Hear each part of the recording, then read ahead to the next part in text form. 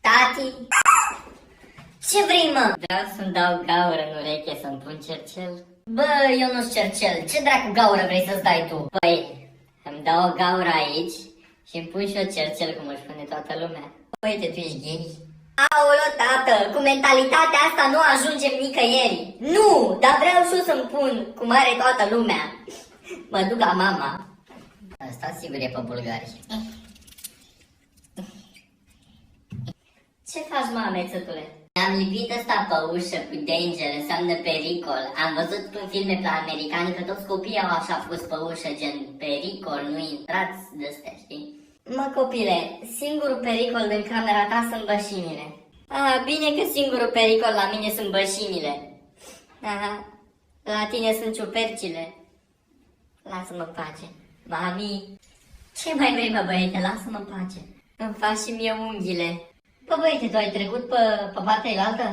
Cum trebuie să-ți fac unghiile? Tu ești sănătos la cap. Hai, mă, mami, am trecut pe partea elaltă, aha. Am văzut pe TikTok, toată lumea își face unghiile, și băieții, și vreau să fiu și eu TikToker. Bă, băiete, pleacă bă dracu la cea, că ți le negresc în ușă, așa ți le negresc. Că cam așa în TikTokerala ta. TikToker. Mă, dar laptele ăsta mai e bun, pe cât dracu expiră?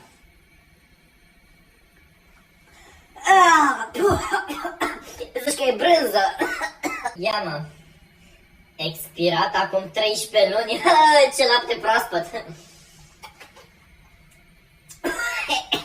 Gata. Am ajuns. Aici vrei tu să dăm la pește. Da, aici ce are? Iată, ce atași dracului în gură, că cred că prinsei ceva.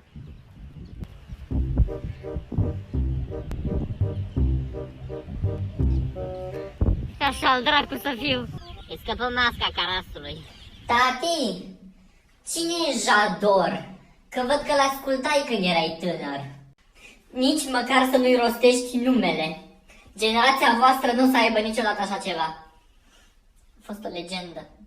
Toate țoalele, toate arfele, 24 de inele au caratele mele. Să vezi ce karate dau eu după ochi. Că nu era așa, pleacă de aceea până nu... Mamă, mă enervai, pleacă de aceea. Toate. Urmează curățenia casei de Crăciun.